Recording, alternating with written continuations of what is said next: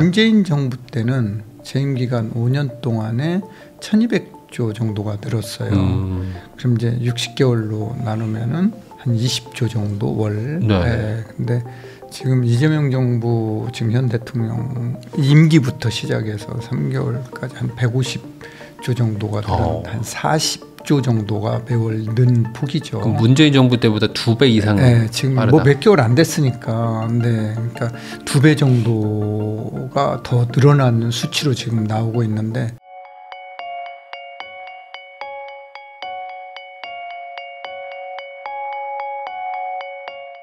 JWM 대표님이시죠. 고준석 대표님하고 이야기 나누고 있습니다. 그 최근에 이제 노무현 정부 이후 뭐 역대 정부 통화량 증가량 이런 것들을 좀 비교 분석을 해주셨다고 하는데 최근 통화량의 상승률이 문재인 정부 때보다 더 많이 돈이 풀리고 있다. 뭐 이런 얘기도 있어요. 이게 좀 사실인가요?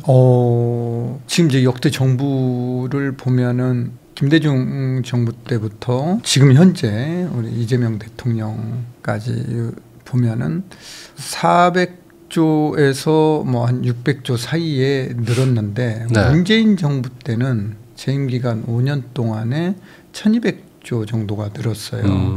그럼 이제 60개월로 나누면은 네. 한 20조 정도 월. 네. 네. 근데 지금 이재명 정부 지금 현 대통령 임기부터 시작해서 3개월까지 한 150조 정도가 한 40조 정도가 매월 는 폭이죠. 그럼 문재인 정부 때보다 2배 이상. 네, 지금 뭐 몇 개월 안 됐으니까, 네, 그러니까 2배 정도가 더 늘어나는 수치로 지금 나오고 있는데 특히 이제 통화량이 느는 게 이게 이제 주식시장으로 어찌 들어가는 게 아니라 일부는 부동산 시장으로 갈 수 있기 때문에 이게 이제 문제가 될 수 있다라는 거, 집값 상승의 원인이 될 수 있다라는 거죠. 그래서 한은에서도 고민이 많이 되겠죠.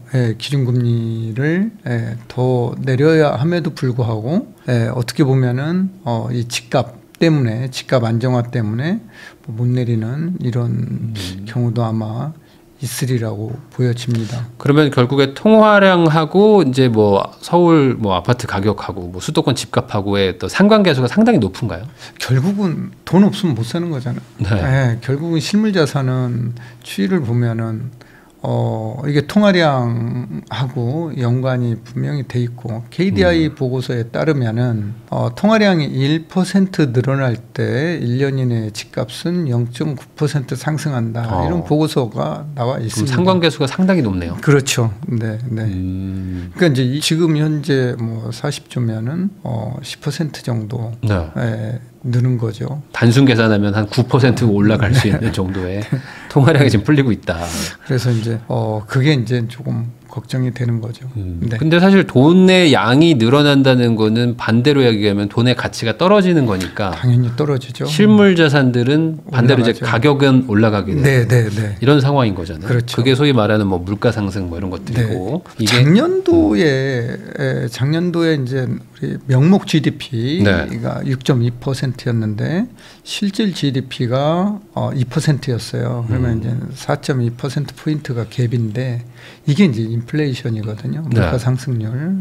그래서 이제 그만큼 벌어지고 있다.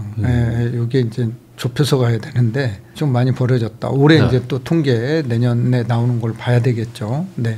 제가 오늘인가 그 기사를 아마 봤는데 IMF가 이제 내년에는 경제 성장률을 약 한 1.8% 정도 보고 물가도 한 1.5에서 뭐 1.8 정도를 예상을 하고 있는 것 같더라고요. 그러니까 나름 경제도 좀 회복을 하고 물가도 좀 안정화가 되는 게 내년 정도일 것 같다고 보는데 그러면 이런 상황이라면은 말씀하신 대로 이제 금리를 조금 뭐 인하를 할 수 있는 여력이 생기는 거일 수도 있는데 지금 얘기는 거꾸로 금리를 뭐 올려야 된다 뭐 이런 얘기들도 나오고 있거든요. 올려야 된다는 얘기가 나오는 이유는 지금 돈이 지금 우리나라 환율 자체가 지금 1,500원을 육박하고 있고 넘을 수도 있다 이제 이런 얘기가 나오고 있잖아요. 그럼 돈이라는 건 결국 이자 많이 주는 대로 흘러가게 돼 있잖아요. 그러니까 이제 이 돈이 우리나라 기준금리가 지금 2.5%고 미국 기준금리가 지금 4%인데 1.5% 이게 이제 퍼센트 포인트 차이가 나잖아요. 그러니까 이제 돈이 미국으로 갈 수밖에 없는 거죠. 우리도 금리를 좀 높여야 되는데 우리 경제 상황을 고려하면은 지금 연체율이 늘고 있다라는 거죠. 네. 예, 신용카드 연체율도 늘고 있고 기업 대출 연체율도 늘고 있고 가계 대출 연체율도 지금 늘고 있는데 이렇게 보면은 바닥의 경제는 그렇게 썩 좋지 않은 거거든요. 금리를 올리게 되면은 중소기업들이 타격을 받는다라는 거죠. 네. 중소기업들이 타격을 받게 되면은 결국은 일자리가 또 문제가 될 거고 경제가 이제 여러 가지 파급 효과가 미치기 때문에 이게 금리는 내려야 되는데 돈이 자꾸 빠져나가고 우리나라 원화 가치가 계속 뚝뚝 떨어지고 있잖아요. 네. 그러면 이제 금리를 조금 올려서 유출이 안 되게 조금 한다는데 지금 사정이 녹록지는 않다. 그래서 경제를 담당하시는 관계부처 고민들이 많을 거라고 생각이 되집니다. 네. 그러다 보니까 지금 한국은행에서는 이제 뭐 4번 연속 동결한다 뭐 이런 얘기들도 뭐 나오고 있는 상태인데 뭐 올해는 동결을 예측하는 분들이 많더라고요. 근데 내년에도 계속 동결을 할 수 있겠느냐? 뭐 경제가 이제 계속 뭐 안 좋으니까 경제가 좋아지면은 조금 뭐 동결하고 조금 올릴 수 있는데 경기가 안 좋으면은 내릴 가능성을 배제할 수 없죠. 그럼 또 통화가 또 늘어나는 그러니까요. 거죠. 네. 네. 물론 이제 통화가 늘어나는 만큼 뭐 자산으로도 가지만 뭐 이제 실물 막 투자에도 막 들어가면서 네. 기업들이 뭐 약간 뭐 투자를 뭐 일으키고 하면서 다시 한번 좀 경제가 좀 살아날 수도 있겠지만 네. 그에 따른 자산 시장 상승 부작용을 막을 방법은 또 없는. 없죠. 네. 그럼 결국에 이걸 감수하고 금리를 낮출 것이냐, 아니면은 뭐 계속 힘들게 갈 것이냐, 뭐 이런 싸움일 것 같긴 한데. 뭐 한국은행 총재께서 결정하셔야 되겠죠.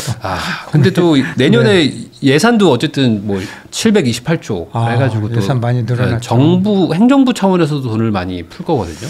그러니까 이제 정부에서 재정 확대 정책을 지금 쓰고 있잖아요. 네. 그러니까 뭐 통화가 늘어나는 요인들이 여러 가지가 있지만 뭐 대출이 늘어나면 기본적으로 대출이 늘어나면은 통화가 늘어나게 돼 있잖아요.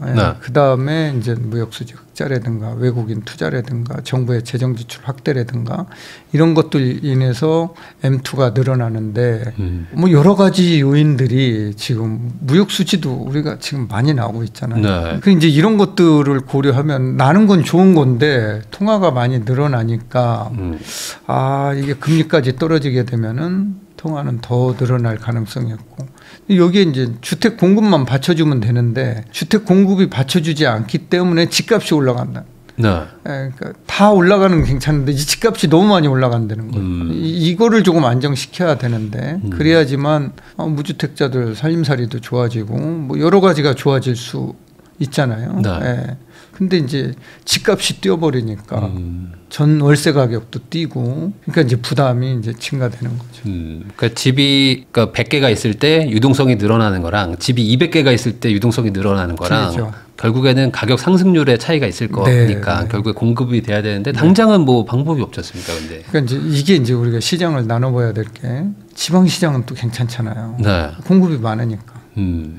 수요 대기 수요가 거기는 그렇게 많지 않고 지금 있는 물량 가지고도 충분하니까. 그래서 결국은 이러한 규제, 이런 통화 흐름 속에서도 오르는 데만 오른다. 집중돼 있다라는 거죠. 서울 수도권 일부 지역으로 이게 이제 집중돼 있다. 이렇게 보는 거죠. 그러니까 뭐 지방에서도 이제 내 집 마련을 하거나 투자할 때. 지방 부자들, 지방 부호들이 서울에 사지 지방에는 안 산다라는 거죠. 그러다 보니까 이 늘어나는 유동성을 흡수할 만한 그릇으로 지금 현 정부는 주식 시장을 얘기하고 있는 것 같고 그 유동성 늘어나는 건 어쩔 수 없다. 그러면은 부동산이 아니라 주식으로 돈을 몰아가지고 주가를 올리는 거는 어쨌든 뭐 집값에는 뭐 반대된 영향일 수도 있는 거니까 골로 가려고 하는데 그 대표님은 이제 투자자문 상담도 해주시니까 실제 좀 부자들을 만나보면은 부자분들이 지금 국장 이쪽에 투자를 하겠다 이런 거에 대해서 좀 어떤 수준을 부자들이라고 해서 주식 투자를 안 하는 거 아닙니다. 다 비슷하게 해요. 그리고 진짜 부자들은 아파트에는 관심 없어요. 진짜 상업용 꼬마 빌딩 입지 좋은데 이런데 이제 살려고 하는 거지. 이미 부자가 된 사람들은 집은 집 있으니까 걱정은 안 합니다. 그래서 조금 시장을 조금 그분들하고는 조금 다르게 봐야 될 것 같아요. 그분들이 그러면은 건물을 살려다가도 아니 요즘에 뭐 국장 좋으니까 네, 그럼 네. 국장에다가 돈을 뭐 한 몇십억 넣겠다 이런 얘기들을 좀 하시나요? 글로 가고 그런 이제 직접 투자를 해서 많이 어떻게 보면 이제 손해 보신 부자들이라도 이제 그런 경험을 거쳐서 부자가 됐으니까 네. 그런 경험을 가지고 계신 분들은 이제 ETF를 통해서 네, 간접 투자하는 거죠. 뭐 S&P 500을 담는다든가 네. 결국은 그게 이제 외국 미국 주식에 투자하는 거지만 그러니까 미국장을 좀 더 좋아하세요? 네. 그래서 국내 장보다는 부자들은 지금 선호가 미국 시장을 조금 더 선호하고 있는 것 같아요. 네. 그러다 보니까 이게 요즘에 그런 얘기들 나오잖아요. 지금 환율 계속 올라가는 게 이제 그게 뭐 바로 그런 사업개미들 때문이다. 네, 이런 그런 얘기들 나오는데 이유입니다. 국장보다는 그래도 어차피 주식으로 갈 거면 미장으로. 네, 네, 네. 네. 그쪽이 더 우상향도 많이 하고 안정적이니까. 근데 우리나라 주식도 종목들이 많이 있잖아요. 네. 근데 제가 프리빌리지 센터장, 신한 프리빌리지 센터장을 할 때도 부자라고 그래서 전부 부동산에만 투자하지는 않는다. 네. 네. 골고루 투자를 하신다. 오히려 이제 금도 투자를 하시고 네. 뭐 기본적으로 분산을 좀 국내, 하죠. 다 분산을 해서 투자를 하시기 때문에 그분들의 패턴은 시장이 뭐 부동산 시장이 막 올라간다고 그래서 나도 사야지 이런 게 아니다라는 거죠. 기본적으로 네, 좀 많이 가지고 계시면 이제 지키는 거를 먼저 생각하시니까 그렇죠. 네, 네. 뭐 하나에 이제 올인하기는 조금 부담스럽기도 그렇습니다. 하고 네. 그러면은 결국에 내년에도 유동성이 늘어나고 돈이 풀리는 게 뭐 기정사실이라면 정부도 이걸 모르진 않으니까 결국에는 어떻게든 부동산 쪽으로 돈이 못 가게 하거나 그러니까 소위 말하는 이제 매수를 못 하게 하는 그런 전략을 점점 더 강화하지 않을까라는 생각도 좀 들거든요. 그러면은 이제 자산 양극화가 더 벌어지겠죠. 왜냐하면은 현금 부자들만 살 수 있잖아요. 그러니까 네. 수요 억제의 가장 좋은 방법은 대출 규제예요. 네. 그러니까 대출을 규제를 하게 되면 예전에는 15억 이상 대출 안 해줬잖아요. 네. 그럼에도 불구하고 그 시장에서 집값이 올랐잖아요. 그러니까 대출 규제가 2002년도에 처음 LTV 규제를 처음 했거든요. 네. 그때 기준금리가 올라가는 시점이었는데 그때도 집값이 올랐어요.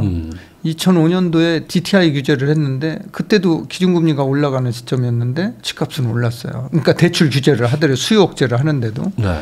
2018년도에 문재인 정부 때 DSR 규제를 했는데 그때도 집값은 올라갔어요.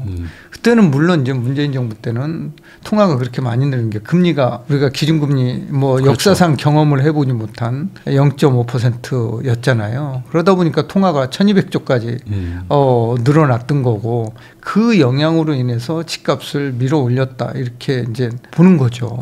네. 그래서 아무래도 내년도에 만약에 수요 억제를 더 한다라고 하면은 대출 규제로 갈 가능성이 높고 대출 규제는 뭐 예를 들어서 강남 3구는 대출이 안 돼, 한강벨트는 대출이 안 돼. 뭐 지금 2억밖에 안 나오지만 그것도 안 해준다. 그렇다라고 하면은 현금 있는 사람들은 되잖아요. 네. 뭐 지난 번에 반포 트리니원 네. 분양했는데 그건 대출이 2억 분이 안 되는 거잖아요. 네. 근데 경쟁률 자체가 엄청나게 있었잖아요. 그 많은 사람들이 현금 다 동원 능력이 된다라는 의미잖아요. 네. 그래서 나 대출 기구는 못 사니까 실수요하면서 현금으로 나 사겠다. 그러면은 현금이 없는 진짜 흙수저로 태어나서 고연봉을 받고 있는데 대출 원리금 상환 능력은 충분히 됨에도 불구하고 집값 올라가는 거를 이제 구경만 할 수밖에 없는 그런 시기가 이제 도래할 수도 있다라는 거. 근데 이제 또 그거에 대한 반박 의견은 그렇다고 해서 대출을 풀어주면 유동성이 더 공급되는 건데 그럼 더 빨리 올라가는 거 아니냐. 이건 뭐 부득이한 어쩔 수 없는 집값 안정 정책이다. 뭐 이렇게 얘기하는 분들도 있습니다. 지금 가계 주택담보대출이요. 올해 1분기에 9조 정도 늘어났고요. 네. 2분기에 19조 정도.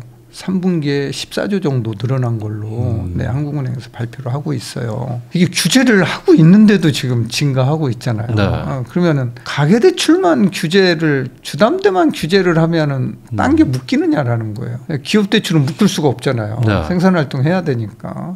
또 신용대출 묶을 수 없잖아요. 그러니까 이런 거를 통해서 우회적으로 나가고 특히 이제 무주택 실수요자들은 1금융권에서 막히면은 이제 2금융권에서도 막히면은 결국은 대부회사로 금리 비싼 데로 이제 갈 수밖에 없는 거잖아요. 그러면 이제 어떤 매입 비용 자체가 더 증가하게 되고 그렇게 되는 거죠. 근데 이제 그게 내 집 마련 안 하는 것보다 그렇게 비용을 대가를 치르고 그래도 내 집 마련 하는 게 낫다라고 판단하면은 이제 가격은 이제 올라가게 되는 거죠. 그러니까 옛날에 문재인 정부 때 뭐 P2P 8%에 막 샀었거든요, 사람들이. 네. 대출 안 해주니까. 네. 그럼에도 불구하고 그게 낫다고 생각하면 또 막 그렇게 갈 것이다. 그렇죠. 그래서 이제 이게 이제 수요 억제를 이제 그렇게 해야 되는데 이게 과연 효과가 있을 거냐라는 거예요. 네, 효과가. 그래서 정부에서는 지금 세금을 좀 늘려가지고, 그러니까 투자성 자체를 깎아버리겠다. 이러면 또 말이 될 수도 있잖아요. 그러니까 뭐 보유세를 막 엄청 높인다든지 해가지고 사봐야 의미 없게 만들어버리겠다. 이러면은 좀 시장의 심리를 좀 누를 수도 있다. 이런 얘기도 있거든요. 그게 이제 임차인들한테 전가되는 거죠. 보유세를 높이면, 그러니까 양도세를 높이면은 매물이 네. 안 나오잖아요. 네. 예, 양도세는 낮추고, 그래서 이제 매물이 나오게 하고 다주택자들이 팔게끔 보유세를 높이자 이런 이제 뭐 얘기하시는 분들도 많은 걸로 압니다. 근데 이게 결국은 보유세를 높이면은 세금은 전가가 될 수 있고 또 매물로 안 나오고 네. 증여로 돌아설 가능성이 높다라는 거예요. 그래서 증여를 해준다거나 또 오르는 거를 지금 전세로 받고 있던 거를 나 보유세 계산해가지고 나 월세로 전환, 이제 월세 비중 올라가는 거예요. 그럼 전세 매물은 더 귀해지는 거죠. 네. 네. 월세 부담, 이제 서울도 이제 뉴욕처럼 월세 가격이 엄청 비싼 도시가 될 수 있다라는 거죠. 그러면 결국에 궁극적인 해결 대책은 공급을 더 많이 늘려주고, 그리고 이제 공급이 확실히 늘어날 거라는 시장의 뭐 기대가 확신이 될 때까지 유의미한 정책을 발표한다든지 뭐 이런 것들이 아니면은 쉽지 않겠네요. 그렇죠. 그러니까 유의미한 정책은 기존의 매물이 시장에서 순환되게 할 수 있는 그런 유의미한 정책이 나와야 된다는 거예요. 네. 그러려면은 최소한 지금 뭐 얘기하는 거래세 같은 걸 좀 많이 낮춰가지고 좀 매물이 나오게 한다. 그러면 그 소위 말하는 다주택자 규제를 완화시키는 건데 네. 그쪽으로 갈 수 있을 거로 보세요? 그게 쉽지는 않아 보여요. 근데 그게 맞는 답이거든요. 네. 네. 그래서 역대 정부들 뭐 지난 파이낸셜 뉴스 네. 인용을 하고 뭐 같이 있지만 그걸 인용을 해보면은 역대 정부들 집값 상승률을 보면은 규제를 완화했던 정부에서는 집값이 마이너스가 됐고 또 이명박 정부 때 마이너스 성장률 5년 동안에 집값은 박근혜 정부 때는 한 10% 서울 집값이 오른 걸로 돼 있고 문재인 정부 때는 60% 이상 오른 걸로 지금 나와 있고 윤 정부 때는 마이너스 지난 정부. 근데 문재인 정부 때나 윤 정부 때나 바뀐 게 아무것도 없거든요. 정책만 바뀌었을 텐데 기조를 어디다 두느냐에 따라서 틀려집니다. 그러면 이번에 좀 그런 식의 어떤 어찌 보면 완전히 지금 가는 방향과 이제 180도 다른 방향일 수도 있는데 그렇게까지 극단적인 정책의 유턴 이런 것들이 이번 뭐 연말 연초에 나올 수 있을 걸로 보세요? 저는 나오기가 쉽지 않을 것 같은데요. 그게 방향이 맞긴 하지만 글로 가기가 쉽진 않다. 네. 규제 완화하기가 쉽지는 않아 보여요. 그렇게 따지면은 여러 가지 지금 대표님 얘기를 종합해 보면은 뭐 내년에도 뭐 집값 하락을 기대할 만한 요소는 별로 없겠네요. 저는 그렇게 예상을 합니다. 네. 만약에 뭔가 조정이나 뭐 좀 하락이 온다면은 어떤 걸로 올 수 있을 거로 보세요? 만약에 온다면? 일단 하락이 온다라고 하면은 뭐 수요가 정말 급감해서 급감하는 뭐 IMF 같은 거 그런 게 하고 와가지고 그런 어떤 뭐 정말 그 체계적 리스크가 체계적 위험이 발생을 해야 되겠죠. 그런 게 이제 뭐 여기서 얘기하기는 그렇지만 뭐 전쟁 나고 막 그런 게 체계적 위험이 있죠. 근데 이제 그런 어떤 게 하면은 우리 경제, 우리나라 뭐 신용 등급이나 여러 가지 문제가 있으니까 그러겠죠. 그러니까 지금 집이 문제가 아니야. 뭐 이렇게 할 정도로 이제 사람들이 막 심각한 어떤 상황에 빠질 때, 공황에 빠져야 되겠죠. 그러니까 집주인들이 결국에 공포감을 느껴야지만 집을 막 던질 거 아닙니까? 근데 지금은 집주인들, 소위 말하는 이제 매도자들이 공포감을 느끼는 장은 아닌 것 같거든요. 대표님 어떻게 생각하세요? 매도자들이 그렇게 뭐 급하게 팔거나 이런 것보다도 증여하는 쪽으로 선회할 가능성이 높겠죠. 규제를 세게 하게 되면은. 그래서 그런 시장 분위기는 아닌 것 같아요. 그러면은 요즘에 얘기 나오는 게 그 1주택자 장기 보유 특별 공제를 너무 과하게 해준다. 지금 80% 해준다. 뭐 이거를 뭐 없애거나 팍 줄이자 뭐 이런 얘기들도 나오고 있거든요. 만약에 그런 게 되면 조금 나올까요? 나오기는 매물이. 뭐 안 나올 수야 없겠죠. 나올 수야 있겠지만 결국은 매물 잠김 현상이 또 더 길어지겠죠. 네네. 저는 그게 걱정되더라고요. 이번에 만약에 어떤 뭐 세금 증세든 뭐 이런 것들을 한다고 해도 과거에 한 5, 6년 전에 이미 그때 한번 세금 엄청 맞았던 분들이 안 팔았더니 결국에 더 올랐다. 네네. 이런 거를 이제 경험하신 게 있어가지고 버티기로 들어가지 않을까라는 생각도 좀 듭니다. 그러니까 이제 이게 뭐 아무튼 예전 정부에서 종부세가 처음 나왔던 노무현 정부 때부터 그런 규제를 하더라도 강력한 규제를 하더라도 집값은 오히려 올렸잖아요. 문재인 정부 때도 그랬고 저는 이제 이 세금 정책은 정말 이게 잘못하면은 이게 역효과가 굉장히 크게 날 수 있다. 그래서 오히려 유주택자들보다는 무주택자들한테 더 큰 대가를 치르고 내 집 마련을 해야 될 수 있는 이런 상황이 올 수도 있다. 공급이 부족한 시장에서는 이렇게 보는 거죠. 네, 그래서 지방은 뭐 이런 규제 하더라도 아무 문제가 안 되잖아요. 통화가 늘어도 아무 문제 안 되잖아요. 네, 집을 내놔도 안 팔리는데. 수요와 공급이 거기는 이제 안 맞으니까. 그러니까 이제 이런 시장을 대처하려면은 아무튼 우리 몸도 이게 피가 순환이 돼야지만 몸이 건강하잖아요. 피가 한 군 딱 동맥경화가 걸리면은 순환이 안 되면은 건강하게 못 살잖아요. 그러니까 시장도 마찬가지인 것 같아요. 부동산 시장도 이게 이제 순환이 되면은 가격도 어느 정도 통제가 되고 하는데 그렇지 못했을 때는 부작용이 생길 수 있다. 특히 세금 정책은 잘 해야 될 것 같아요. 세금 같은 거는 이제 혈관을 순환시키기보다 오히려 막는 역할을 할 수 있다. 뭐 대통령께서 대통령 후보 시절에 세금으로는 집값 잡지 않겠다 이렇게 분명히 말씀하신 이런 부분이 정말 시장을 잘 보고 계신다. 저는 그렇게 생각을 했거든요. 대통령께서 와 이게 정말 시장을 정확하게 보고 계시는구나.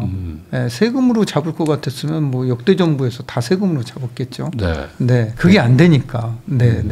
그리고 이제 공급이나 어떤 유의미한 대책 같은 것들이 좀 나왔으면 좋겠다. 정책의 유연성이 중요한 시점인 것 같습니다.